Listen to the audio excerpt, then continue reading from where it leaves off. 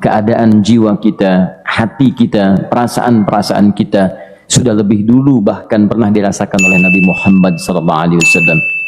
Kalau Anda pernah gelisah, Nabi dulu pernah gelisah. Kalau Anda bahagia, Nabi juga pernah bahagia. Kalau Anda merasakan kekhawatiran, Nabi dulu pernah khawatir. Dan miniatur kehidupan kita sudah dicontohkan dalam perjalanan kehidupan Nabi Muhammad SAW agar kita bisa belajar mengatasi problematika kehidupan. Allahu Akbar, kalau beliau tidak diutus oleh Allah, kita tidak tahu bagaimana cara menyelesaikan pemetaan kehidupan kita hingga dengan saat ini. Bahkan satu ketika pernah beliau kemudian dalam masa yang telah panjang berdakwah, qadarullah kemudian ada wahyu yang jeda datangnya tidak seperti biasanya. Biasanya datangnya cepat, berganti hari turun wahyu, ganti pekan turun wahyu. Ini beberapa masa wahyu belum turun. Ada hikmah di balik itu. Teman-teman sekalian, tiba-tiba beliau naik ke atas bukit, wahyu belum turun juga. Pulang ke rumah, belum turun juga. Sampai keadaan itu terlihat oleh kalangan kafir Quraisy dan mereka berkata, lihatlah Muhammad sudah gila. Dituduh gila. Jadi kalau Anda cuma dituduh dengan hal-hal yang ringan, dituduh soleh, kan? Dituduh kemudian orang yang berubah, dituduh semakin beriman dan sebagainya, barangkali itu lebih baik. Nabi dituduh gila, Anda bayangkan. Tuh Muhammad sudah gila. Muhammad sudah ditinggalkan oleh Tuhannya. Muhammad sudah kehilangan pegangannya.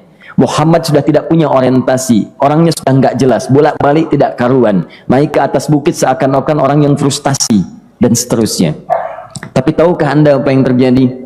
Setelah berbagai cacian, makian, tuduhan macam-macam diterima oleh Nabi SAW, lantas tibalah masanya Allah menurunkan satu surah, bahkan disandingkan dengan surah yang lainnya. Bersandinglah dua surah ini secara bersamaan turun, surah ke-93 dan surah ke-94-nya, terkait berkelindan, memberikan satu harapan yang sangat panjang. Kata Allah, wadduha wal laili idza saja ma wadda'aka rabbuka wa ma qala walal akhiratu khairul laka minal ula walasawfa yu'tika rabbuka fatarda alam yajidka yatiman fa'awa wa wajadaka dhallan fahada wa wajadaka 'ailan fa'aghna fa ammal yatima fala taqhar wa ammas sa'ila fala tanhar wa amma bi ni'mati rabbika fahaddits. Ya Muhammad, saya bersumpah dengan waktu duha. Kalau kita baca dengan ilmu balaghahnya, itu bukan sekedar sumpah mengilustrasikan waktu duha.